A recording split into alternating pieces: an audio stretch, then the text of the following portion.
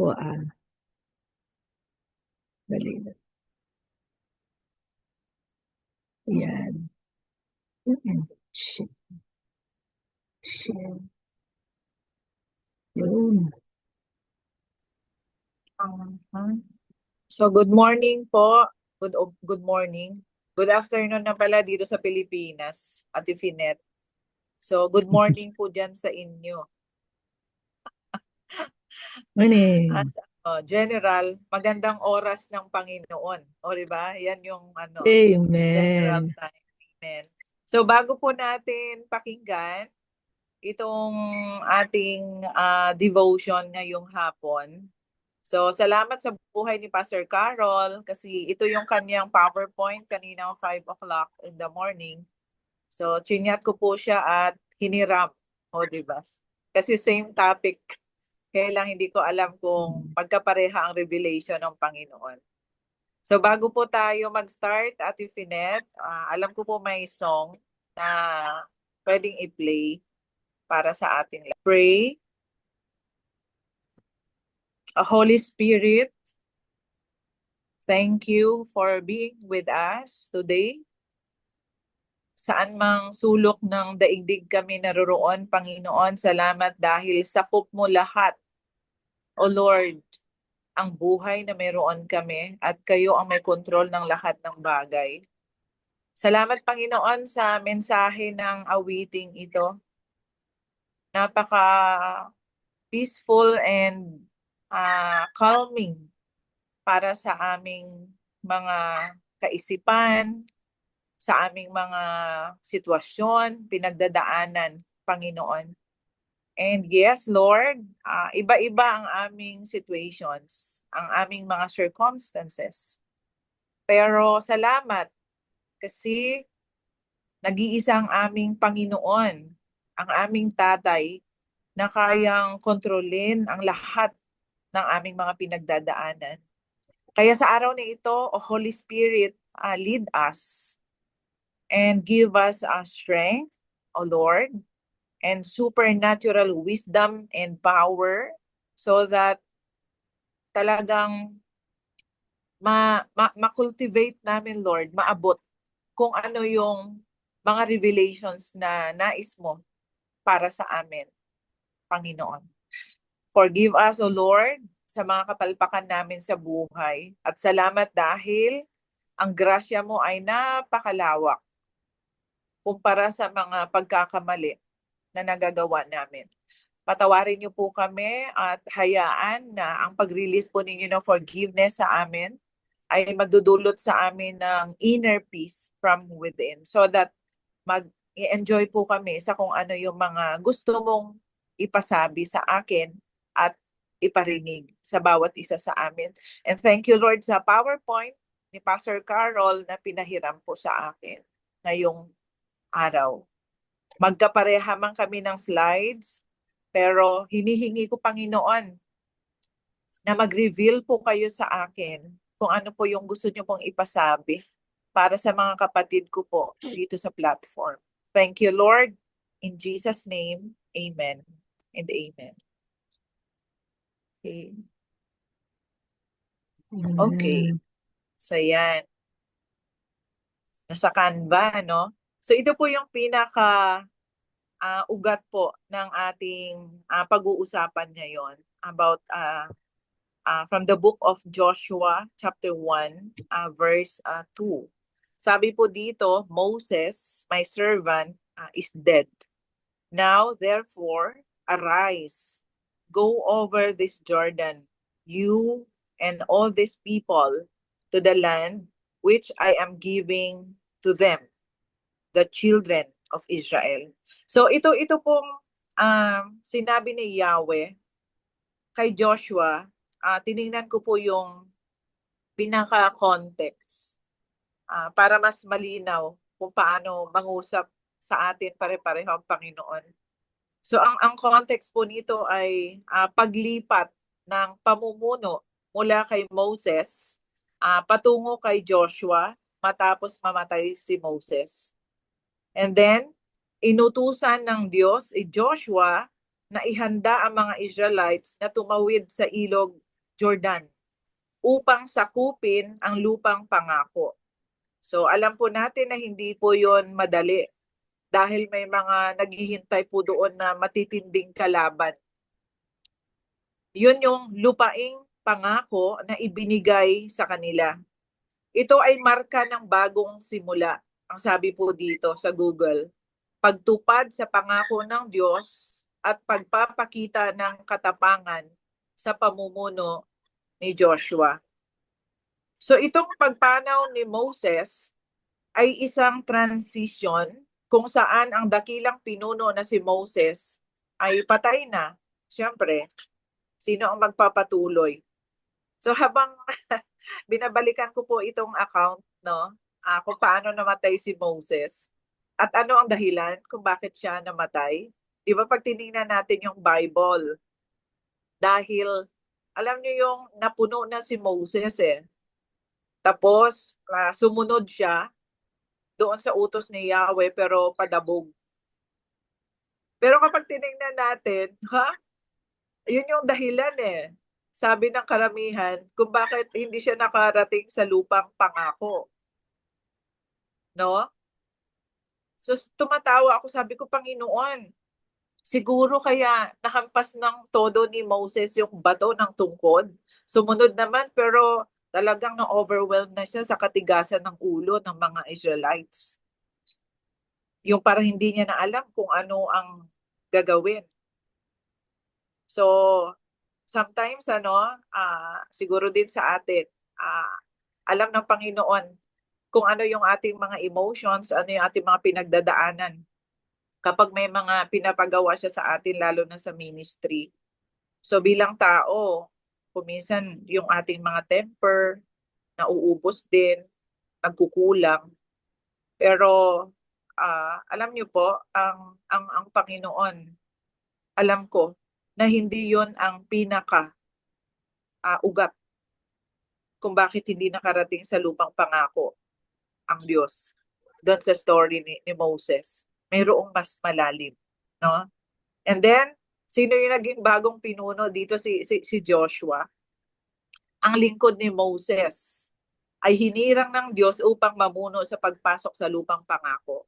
So alam niyo po ba kung ano yung revelation sa akin dito ni Lord? Yung mga sunod-sunuran dyan sa mga pastors. So mag-ready-ready kayo. Kasi sa ayaw at sa gusto ninyo, yung anointing ni Joshua, ni Moses, malilipat kay Joshua, yung responsibilities, no? Accountabilities. Yung, malilipat yun kung sino yung sunod-sunuran. Diba? Tingnan nyo, sino ba si Joshua? Siya yung parang kanang kamay ni Moses. So nung namatay siya, si Joshua ang nagtuloy. So same with us, no? Yung mga mahilig dyan, sunod-sunod at laging nag-yes sa trabaho sa Panginoon. Yung mga dumidikit-dikit sa mga manggagawa ng Panginoon. So mag-ready kayo kasi mayroong transition na mangyayari. And then, si Joshua yung bagong pinuno, hinirang siya ng Diyos upang mamuno sa pagpasok sa lupang pangako. So ano yung misyon? Tumawid sa ilog Jordan at ariin ang lupain na ipinangako ng Diyos sa kanilang mga ninuno. So balikan po natin. Grabe yung boldness, no, ni Joshua. Nung sinabi ni Yahweh na huwag nyo nang hintayin na humupa o bumaba ang tubig sa ilog Jordan. Ngayon din, lumusong kayo. So ganun katindi yung tapang, yung obedience ni Joshua kay Yahweh. So dahil sa kanyang pagsunod, 'di ba anong nangyari? Doon nakita ni Joshua yung miracle. Doon niya nakita na ang Diyos talagang hindi siya nangangako ng mga bagay na hindi niya gagawin. Diba?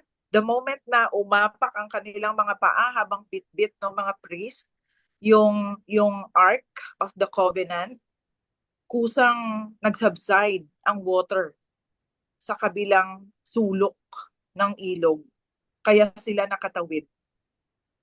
So ano yung habilin? Sabi dito, magpakatatag. Sino? Si Joshua. Ang talatang ito ay sinusundan ng utos na magpakatatag at magpakatapang according sa Joshua 1:6-9 dahil sa bigat ng responsibilidad. So mga kapatid, ayan, ito yung context ng Joshua chapter 1 verse 2. Magpakatatag, pastor ka man, nanay ka, kapatid ka, lay people, anuman ang kinakaharap mo, magpakatatag. Dahil hindi po madali ang laban sa buhay. Alam niyo po yon, pero ang ganda lang sa ating generation dahil mayroon ng lumaban para sa atin. Klaro na, dinisplay na yung glory ni Jesus. So itong story sa Joshua, wala pa si Jesus dito, no? Hindi pa dito namatay ang Panginoon. Unlike ngayon sa ating generation, dinisplay na yung glory. Namatay na si Jesus para sa lahat. Sa sakit natin, sa kung ano yung kahinaan natin, namatay siya para sa atin. Ito yung generation kung saan pwede nating sabihin na katuparan ng mga propesiya from the Old Testament. So Moses, my servant, is dead. Now therefore arise, go over this Jordan and all these people to the land which I am giving to them, the children of Israel.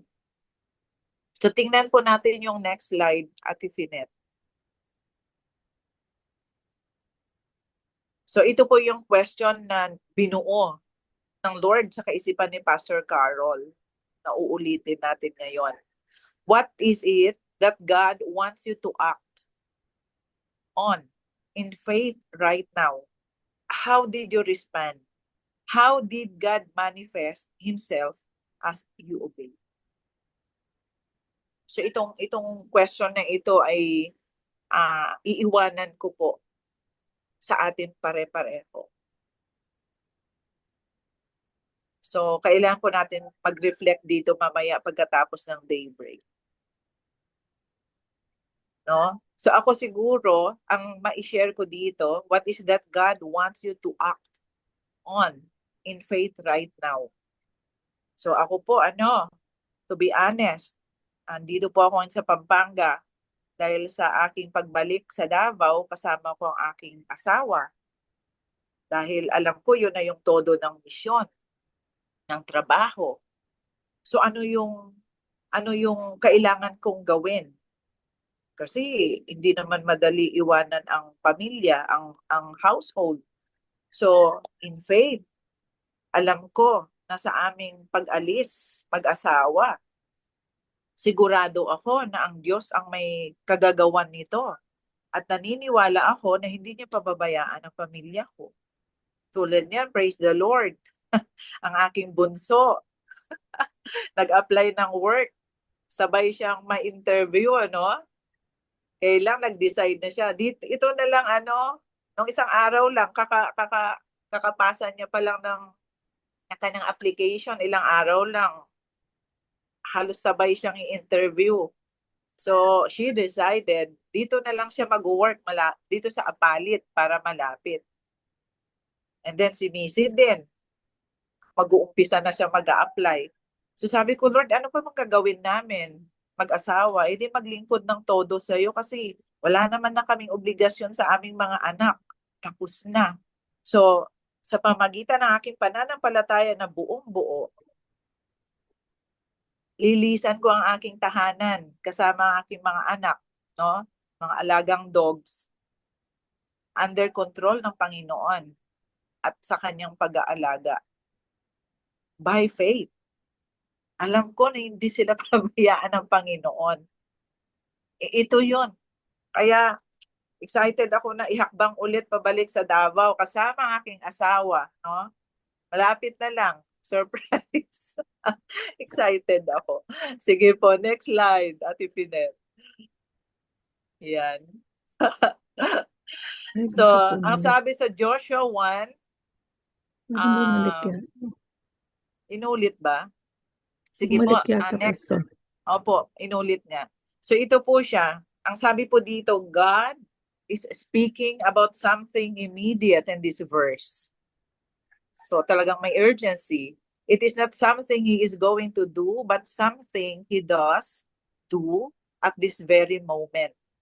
As faith continues to speak, God continues to give. Amen. He meets you today in the present and tests your faith. As long as you are waiting, hoping, or looking, you are not believing. You may have hope or an earnest desire, but that is not faith. For faith is being sure of what we hope for and certain of what we do not see. Diba? Ito yung faith. Yung hindi mo pa alam kung ano yung outcome, sumusunod ka kasi believe ka sa Panginoon. Regardless, no matter what, ano yung magiging outcome sa paghakbang mo sa pagsunod sa Kanya, walang failure. Kung minsan, iniisip natin, mukhang nasaan si Lord? Bakit hindi okay yung outcome ng aking pagsunod? Sometimes, sa mga hindi okay, diyan nagtitake over ang power ng Panginoon. Alam niyo po ba yon? Kaya yung habilin ni Yahweh kay Joshua magpakatatag, kaya ngayon yung habilin, kasi may mga pagdadaanan sa ating pagsunod na akala natin walang Panginoon, pinabayaan tayo, iniwan tayong luhaan, pero hindi. Kasi sa likod ng mga circumstances, God is moving mightily na hindi nagpapaalam sa atin. Oh, Queenie, sumunod ka ha kasi kahit na ito yung mangyayari, nasa likod mo ako. Walang ganun na conversation. Basta ang alam ng Panginoon, pagkatiwalaan mo ako, dahil project ko yan, dinala kita dyan, hindi kita pababayaan. Amen? So the command regarding believing prayer is, whatever you ask for in prayer, believe that you have received it and it will be yours. So ano yung ibig sabihin nito? Baka sabihin na naman ng karamihan sa atin, ang dami kong pinag-pray pass, pero hanggang ngayon wala. Alam niyo po ba kung ano yung context ng Mark 11:24? Ang sabi doon, kapag tayo ay humingi sa Panginoon, siguraduhin natin na ang ating sarili, lalo na pagdating sa pagpapatawad, ay nakafix. Yun yung access para makamit natin kung ano yung ating pinakamimithi. Pero bakit pas? Mayroon akong pinakamimithi. Nagpatawad naman ako, pero bakit wala pa rin hanggang ngayon? Ano yung ibig sabihin ng Panginoon? Sa ating pananalangin, sa anumang ating kahilingan, ang anumang kasagutan na dapat natin ini-expect bilang anak ng Diyos, hindi ang kasagutan according sa ating timeline, kundi sa timeline ng Panginoon at sa kanyang right timing. Kasi ang Diyos ay sumasagot, hindi puro yes. Sumasagot siya according to His will. Kita nyo yon? Sometimes may mga prayer tayo na nagiging yes kasi umakma yon sa nais ng Panginoon. So kailangan malinaw po yon sa atin. Mahal tayo ng Diyos at ang pagmamahal niya sa atin ay hindi nagkukonsinti. Tama ba yun? Hindi na mabibisaya na naman ako doon. Mayroon tayong freedom to ask in prayer, pero kailangan yung kasagutan ng Diyos sa ating hinihiling, doon tayo dapat excited.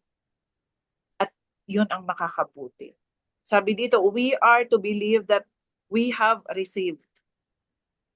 Yes, kahit na ano pa yung ating kahilingan sa panalangin, in Jesus' name, matatanggap talaga natin. Sometimes, yes. Sometimes, no. Sometimes, forget your prayer. Diba? Sumasagot si Lord. So, ngayon, this present moment, some of us may mga prayer, may mga kahilingan sa Panginoon. Sumasagot po si Lord. So ano yung magiging thinking natin dapat bilang kanyang mga anak? So ano man ang kanyang magiging kasagutan sa ating mga kahilingan, acceptance. Tanggapin natin at pasalamatan ng Panginoon dahil hindi siya sumasagot para ipahamak po tayo. Amen. So have we come to the point where we have met God in His everlasting now? Yun ang tanong. So tingnan po natin sa next slide, Ate Finet. And then sabi dito, true faith relies on God and believes before seeing. Yung faith, dalawa po kasi yung faith, lagi nating tandaan. At yung source ng faith ay ang Panginoon. Alam niyo po ba na itinanim ng Diyos yung pananampalataya niya mismo mula sa kanyang puso papunta sa atin. Dapat siguraduhin po natin na yung ating pananampalataya ay pananampalataya na galing sa Diyos. Alam niyo po ba, sa Kanya po nang galing ang pananampalataya, siya mismo ang pananampalataya. Sa anong anggulo pas noong ipinagkatiwala niya ang kanyang buhay sa atin, hoping that in Christ Jesus, paniwalaan natin siya na siya lang ang solusyon, hindi tayo at ang anumang bagay. Yun yung pananampalataya, inaasahan ng Diyos sa atin. So dapat, yun din po yung gumagana sa atin na pananampalataya. Hindi yung human faith. Kasi ang human faith, mabilis lang mag-request, no? Tapos pag hindi nangyari, di ba, tumitiklop tayo. Tapos pati ang Panginoon nadadamay. Paano nadadamay? May mga lumalamig sa ministry. Nung unang siga-sigasig mong mangarap sa church, tapos hindi lang napagbigyan, tumitiklop. May mga ganon. May pinagpipray tayo na may sakit, hindi gumaling. Wala na. Sabi nga ni Pastor Mina, our God is a supernatural God. So paano naging supernatural si Jesus? Pag may sakit ka, 'di ba? Ang iniisip pag supernatural, okay lahat, hindi. Pag sinabing supernatural, nagkasakit ka, saan diyan ang supernatural? Pag gumaling ka. Oh, pag hindi ka gumaling at namatay ka, saan diyan ang supernatural? Mabubuhay ka muli at hindi ka na magkakasakit. At may buhay ka na walang hanggan dahil kay Kristo. 'Di ba supernatural? Wag nating ipahako, no? Yung ating understanding pagdating sa kasabihan, that hindi kasabihan, sa truth that our God is supernatural. So true faith relies on God and believes before seeing. Paniwalaan na natin no matter what, ano yung magiging outcome ng ating pagsunod, as long as sinabi ng Panginoon mabuti ang kahihinatnan. So naturally, we want some evidence that our petition is granted before we believe. But when we live by faith, according sa pangalawang Corinthians 5:7, we need no evidence other than God's word. Amen. Kailangan pa bang patunay? Alam niyo ba, hindi ko alam kung nakakonect kayo sa heart ko ngayon na kapag naintindihan kasi natin yung power ng death and resurrection ni Jesus, no? Yung death, yung dugo na binuhos ng Panginoon sa sanlibutan, kung saan doon tayo naging malaya, na buhay na magmuli, may buhay na walang hanggan. Yun po yung pinakamalinaw na ebidensya, resibo, at ang salita ng Panginoon. Yun po yung pinakamalinaw na resibo na tayo ay pinalaya. Amen? Yun. hanggang kamatayan. Yun dapat yung dala-dala nating resibo. Ebidensya. Ito namatay si Kristo para sa akin. Nabuhay siya magmuli. At sa pamamagitan ng kapangyarihan ng banal na Espiritu na nasa akin, mayroon akong kapangyarihan, authority to refuse and say no to sin and to accept yung mga bagay na hindi katanggap-tanggap sa mundo, pero yun yung dapat kasi sinabi ni Lord.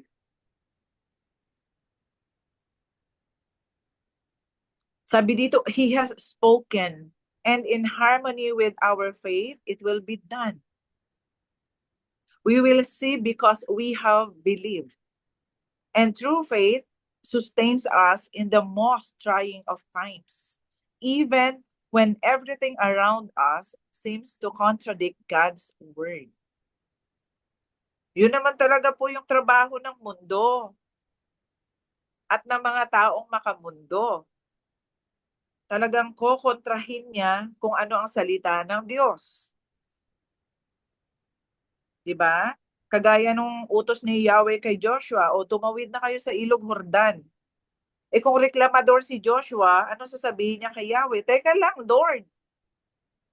Ang tubig malalim. Kasi according doon, 3, 5, hanggang 10 feet. Tapos dala-dala nila yung Ark of the Covenant ng mga priest. Kailang hindi Yun yung nagpapatunay, no matter what, lulusong kami. Kasi naniniwala kami at pinagkakatiwalaan namin ang source ng aming buhay. So ito tayo ngayon. At ito yung nakakalungkot sa banal na espiritu. Bakit? Kasi nasa atin na ang ebidensya. Ito yung aking Poimen Bible. Ang nagregalo nito sa akin, patay na sila parehong mag-asawa. Parents ni Ate Vida May Rivera. Hindi pa ako pastor nung binigay nila ito. Nabasa ko na din ito ng twice. Old hanggang Revelations, twice. Na-memorize ko ba lahat? Hindi. Pero naniniwala ako na sinikap ko according sa aking pananampalataya kung ano yung nabasa ko. At sa pamagitan ng aking pagbabasa, hindi ko kinukontra ang Panginoon.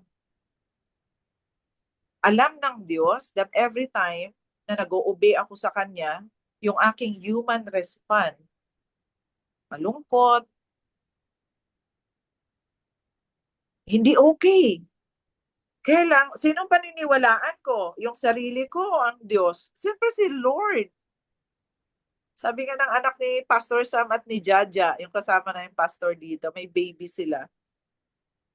Tinatanong ng mami kung sino ang powerful. Si ganito o si Lord? Si Lord. Sino ang masusunod? Ikaw o si Lord? Si Lord.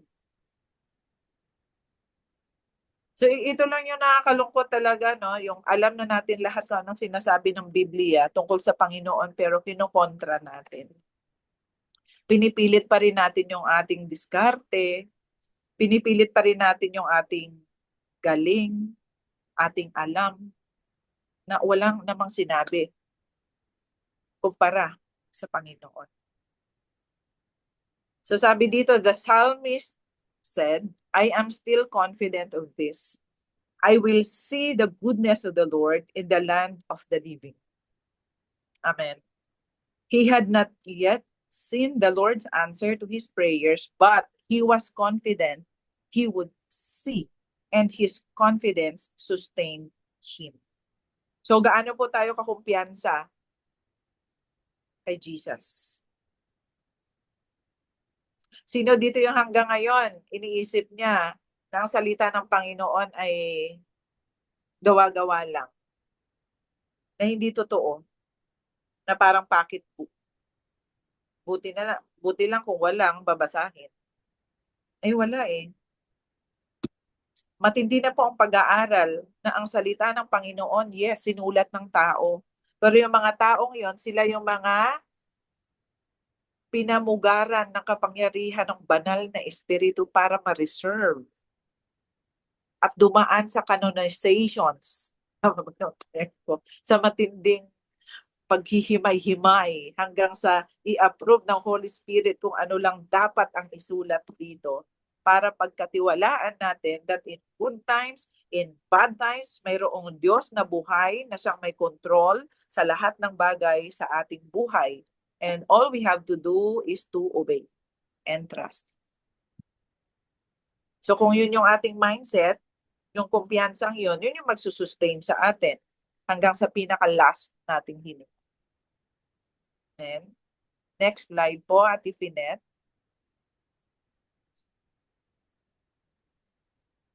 Faith that believes it will see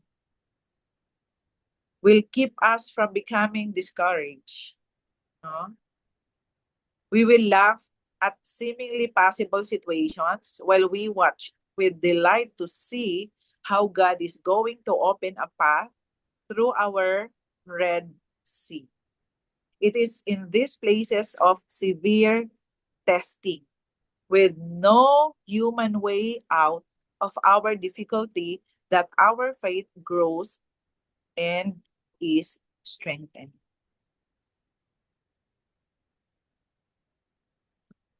Wala pong nadidismaya sa mga tunay na nagtitiwala at nananampalataya sa Panginoon. Alam niyo po, yung tipong pag nakadila tayo, di ba dapat marami tayong nakikita? Pero try po nating pumikit. Every time na pinipikit natin yung ating mga mata, tapos kakausapin natin ang Panginoon, tapos quiet lang tayo, tapos i-allow lang natin na yung kanyang boses ay pumasok sa ating mga conscience. Alam niyo po, allow niyo lang Panginoon, ipapakita niya sa atin lahat kung ano yung blueprint niya sa future. Kaya dapat kapag totoo tayong mananampalataya, ang tawag sa atin dapat mga visionary. Kasi sa Bible, sinasabi ng Panginoon, pinapaalam ko sa aking mga anak kung ano ang aking pangarap para sa kanila. Pinapaalam ko. So kung alam natin kung ano yung pangarap ng Panginoon, kahit na hindi pa nangyayari, edi kumpiyansa tayo. Regardless, ano man yung mga difficulties na ating pagdadaanan, alam natin, victory yung ending. Kasi ang Panginoon nga natin, di ba, dumaan sa paghihirap. At yung paghihirap na kanyang pinagdaanan, yun ang naging dahilan para sa salvation ng humanity. Amen? So same with us. Kung ano yung kapalpakan natin sa buhay, kung ano yung kahinaan natin, kung ano yung mga struggles natin, hardships natin, hayaan natin yon na magamit para sa ikaliligtas ng ibang tao na walang pag-asa sa kasalukuyan. Sino ang magsasabi na ang Diyos ay makapangyarihan at totoo kung walang tatayo ni isa sa atin na nakaranas ng situation na pinagdadaanan niya? Di ba parang ako, ano ba yung patutuo ko? Maaga ako na ulila. Palipat-lipat ako ng tirahan sa mga kapatid ko. Na-try kong pumasok na walang tsinelas. Ang layo-layo ng lalakaran ko. Nakatapos ako ng college, yung trabaho ng asawa ko, ganito lang ang sweldo. Sabay-sabay kami nag-aaral. Pero bakit nakatapos ako? Si Lord. Anong ginawa ko? Madali ba yon? Hindi. Kasi dumating sa point na wala kaming baon pare-pareho. Pero binabalik ko sa Panginoon, Lord, sinabi mo mag-aaral ako. Sinabi mo bla bla bla. Pero minsan, hindi kami pumasok dahil wala kaming baon.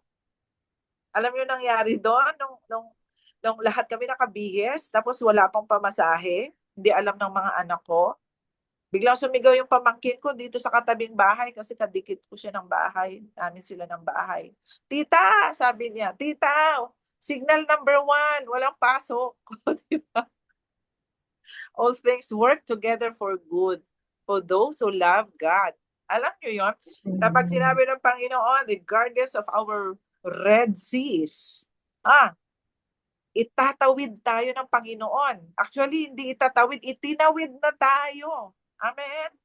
So kung mayroon sa atin, yung mga loved ones ninyo, may sakit, may mga nalulungkot, may mga pinagdadaanan, may mga worries, lahat yan.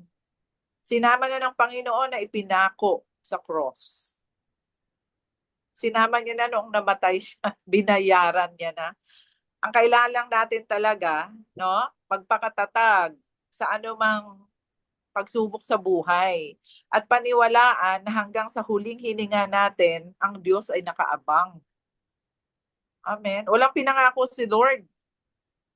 Dahil Jesus tayo, mabubuhay tayo habang buhay dito sa mundo. Sino ba yung may gusto dito sa mundo habang buhay? Diba? Wala. Kasi nandito ang Diyos ng mundo, si Satanas. So alam natin, no? Alam natin that gumagawa ang Panginoon ng kaparaanan so that sa last days, itong earth, no? Si Lord na ang magro-rule. Nakasama natin na buong tiyaga na naghintay sa Kanya sa hirap at ginawa na mayroong pananampalataya. Amen? Next slide po. Anong oras na ba? Dumadaldal na naman ako. Okay. So anong sabi dito? Dear troubled one.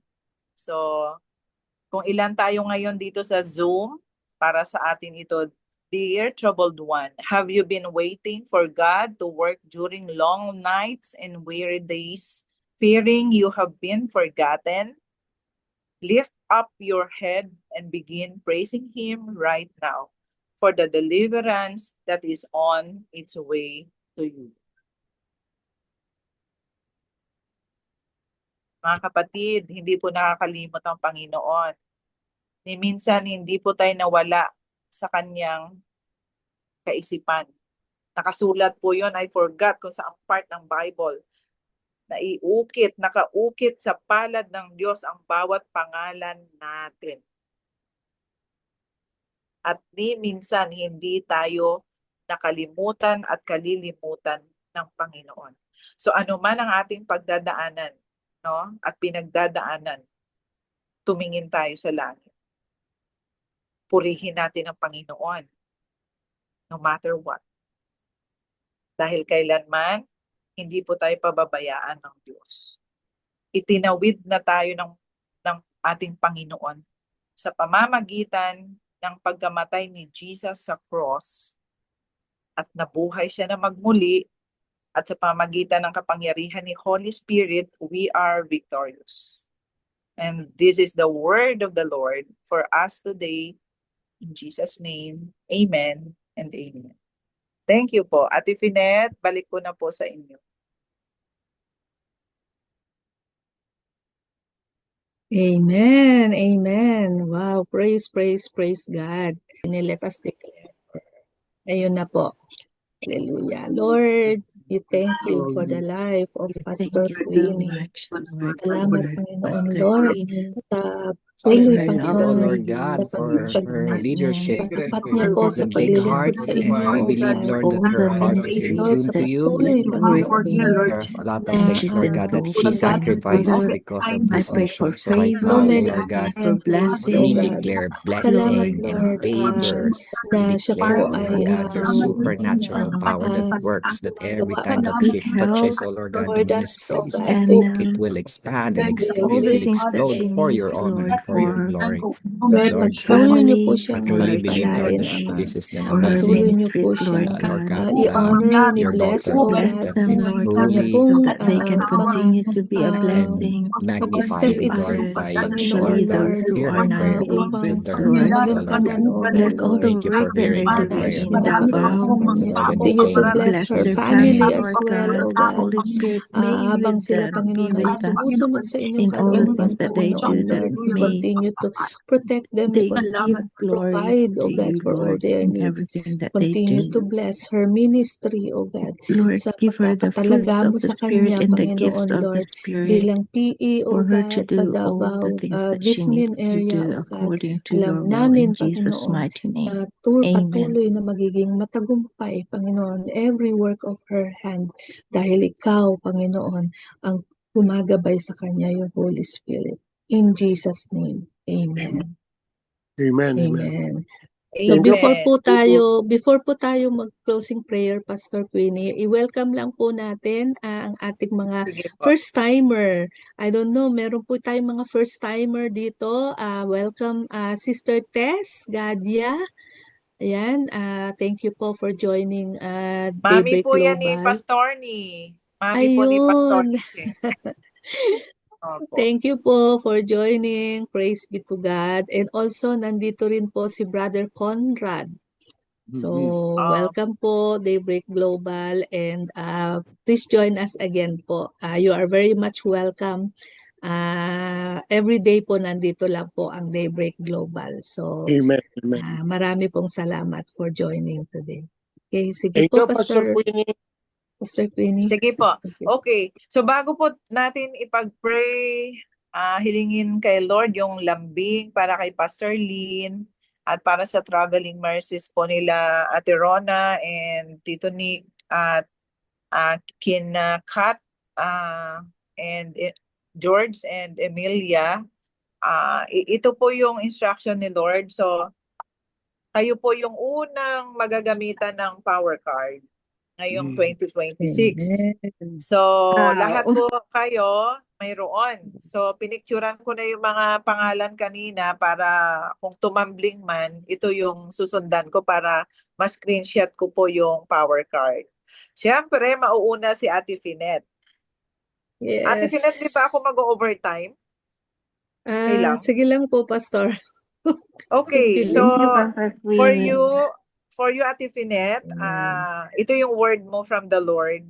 Sabi niya, God alone is your unlimited source of strength. Stop striving, start receiving. Your weakness is the doorway for His power. Receive, Amen. Ate Finet, in Jesus' name. Amen. I And receive. kay Amen. Pastor Amen. Rory, In Amen. kay Jesus' name. Pastor Rory, para sa'yo, Pastor, sabi ni Lord, ito yung sabi ng word, God loves you deeply. He holds you when you cannot stand. He counts every sorrow and He treasures every tear. Huwag ka nang Amen. umiyak. Love ka ni Lord, Pastor Rory. Next, si Tito Virgil na pogi. Nakita ko siya sa personal, sa Thank you po. BLS. Ayan. Ito yung word mo, Tito Virgil. The glory of the Lord will shine upon you. Get ready to walk blessed. Blessed. Amen. Tama ba? Get ready to walk blessed and carry His presence. Ay, wow. Amen. Yan Yeah, I yung receive, word, I Tito receive. Virgil. And Thank you next, po. para kay Ate Ofelia. Para po sa inyo, Ate Ofelia, God will repay what was lost, restore what was taken, and make every wrong right. Receive, Amen. I Jesus' name. receive. And then, kay Sir Conrad, para po sa inyo ito, Sir Conrad, sabi niya po, your sad days are over. God Himself declares your punishment finished. Righteousness now reigns in your life. Receive in Jesus' name. And kay Ate Flora, para po sa inyo, God's promises will never fail. His word is supernatural life, healing, and power to you. Receive in Jesus' name. And kay Pastor Jeannie Lynn, para po sa inyo ito. Your God is the greatest. He has you. He is all sufficient and He is here for you. Receive Amen. in Jesus' name. Kay Tito Raboni, Tito Raboni, para sa inyo ito. Expect to soar high. As you wait on the Lord, He gives you power to walk, run, and rise above. Not just surviving, but soaring. Receive in Jesus' name. And kay Ate Rona, para po sa inyo, Ate Rona, you walk in anointing, authority, and dominion, not as a victim, but as a vessel of power. Receive, Ate Rona, in Jesus' name. Amen. Amen. At para po kay Thank Ate you Ruth po. listening. Amen. Ate Ruth, di ko alam kung Ruth ng Pilipinas ito o dyan sa ibang bansa eh. Sabi po dito, even in the valley, God's Spirit is filling you, preparing you for greater glory. Amen. Receive, Ate Ruth, in Jesus' name. Amen. Amen. Thank you, Pastor Jenny. Amen. Okay po, Ruth, okay. Okay, Ruth UK. And kay Pastor ni Cheryl. Ito po yung word mo, Pastor ni. Sabi niya, the nature of God is being formed in you. Love, peace, joy, patience, and righteousness. Tama nga. Receive in Jesus' name. Kaya inis na inis sa'yo ang mundo Pastor ni kasi nasa sayo pala yun.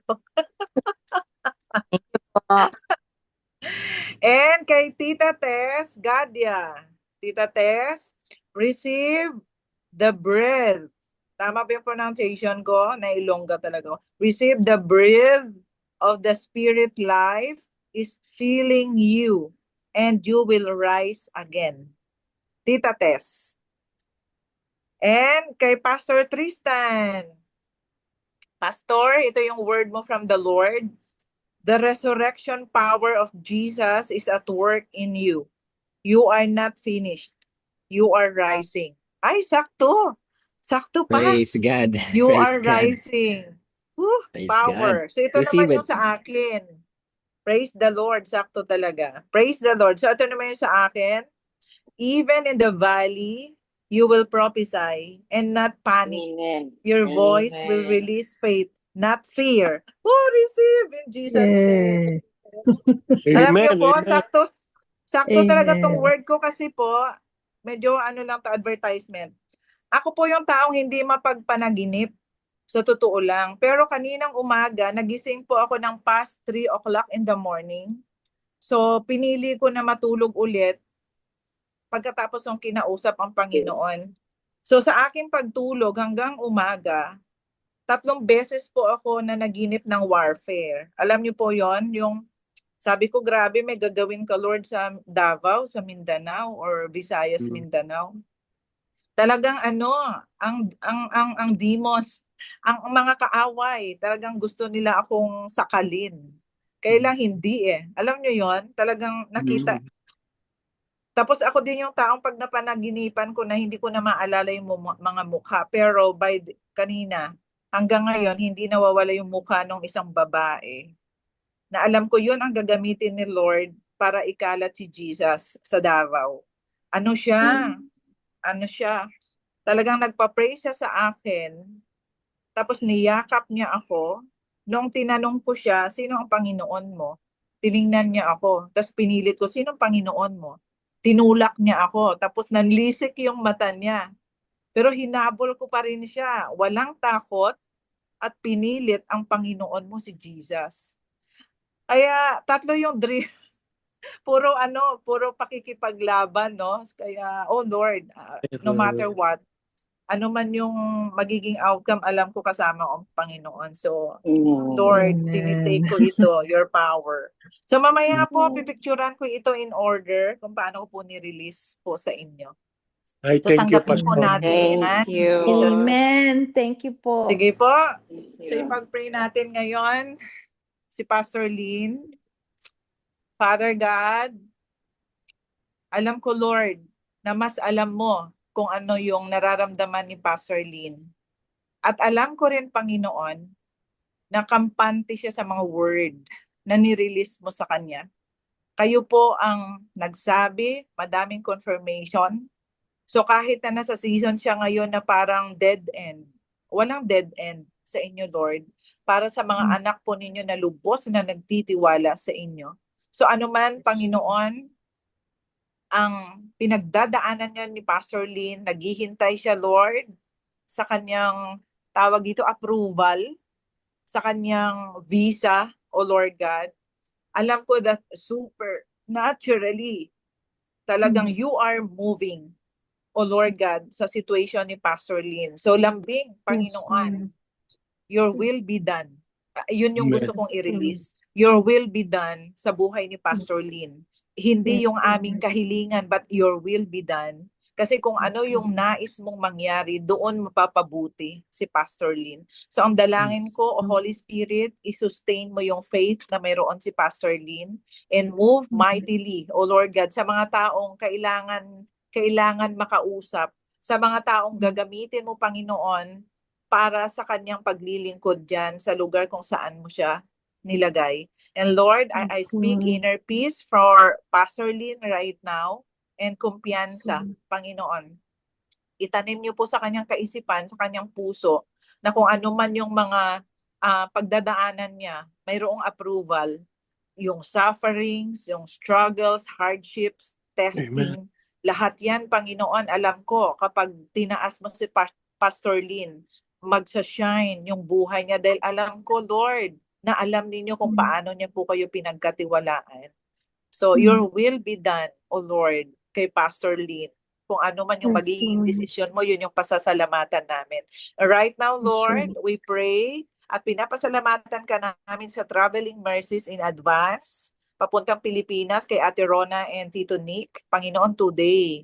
And kay Angelina, Lord, may delay. And kay Leia, Panginoon, sa Thursday. So this is your divine appointment. Walang delay sa inyo, Lord. Dahil kayo ang Diyos na laging nasa right timing. So right now, Lord, I speak yung enjoyment sa travel kay Ate Rona and kay Tito Nick, Panginoon. And then hayaan mo, Lord, na yung kanilang mga physical condition, i-fix mo, Panginoon, normal, lahat. At ma-enjoy nila, Lord, yung beauty ng creation habang nasa kalawakan sila, Panginoon. At maa-amaze sila, Lord, kung gaano ka kagaling na architect, Panginoon.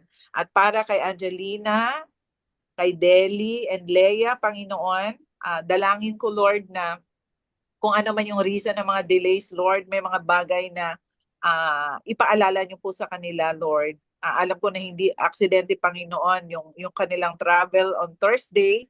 Kaya dalangin ko, Panginoon, na kung ano pa po yung mga kailangan nilang ayusin, kung ano pa yung mga kailangan i-fix, o Lord God, maaalala nila sa mga oras na ito. So dinideclare ko rin, Lord, yung protection sa kanila, Panginoon, yung provision, lahat, Lord God, sa travel na ito.